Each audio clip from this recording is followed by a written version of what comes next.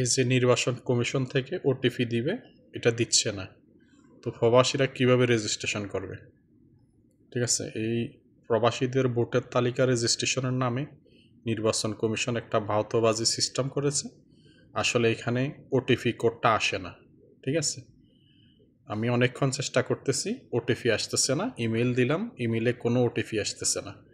এই হলো বাংলাদেশ নির্বাচন কমিশন প্রবাসীদের ভোটের নামে যেই দুর্নীতির একটা সিস্টেম করেছে। এখানে শত শত কোটি টাকা হয়তো লুটপাট হবে, এটাই তাদের মূল উদ্দেশ্য। আসলে প্রবাসীদের ভোটের কোনো সিস্টেম হবে না। আর বর্তমানে আজকে নাকি 31 অক্টোবর, আজকে নাকি শেষ ডেট রেজিস্ট্রেশনের। তো রেজিস্ট্রেশন অন্তত আমি মনে করি এখনও 99% প্রবাসী জানে না যে আজকে তাদের ভোটের রেজিস্ট্রেশনের দিন শেষ হয়ে যাচ্ছে। ঠিক আছে, তো যারাই জানছে তারা কিন্তু রেজিস্ট্রেশন করতে পারতেছে না। এটা হইল বাংলাদেশ নির্বাচন কমিশনের ডিজিটাল সিস্টেমের নমুনা।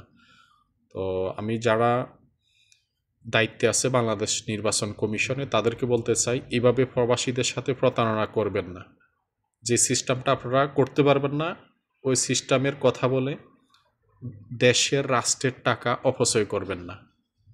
ঠিক আছে, আমি এখানে একটা ইমেল দিয়েছি, এই মেইলে কোনো ওটিপি আসতেছে না। আজকে নাকি আবার লাস্ট ডেট 31 অক্টোবর। তাহলে কিভাবে প্রবাসে প্রায় 1,30,00,000 প্রবাসী আছে, তারা কিভাবে রেজিস্ট্রেশন করবে? কেউ যদি জানেন আমাকে বিষয়টা একটু বলবেন। ঠিক আছে, ধন্যবাদ সবাইকে। অনেকক্ষণ চেষ্টা করছি, ওটিপি আসতেছে না।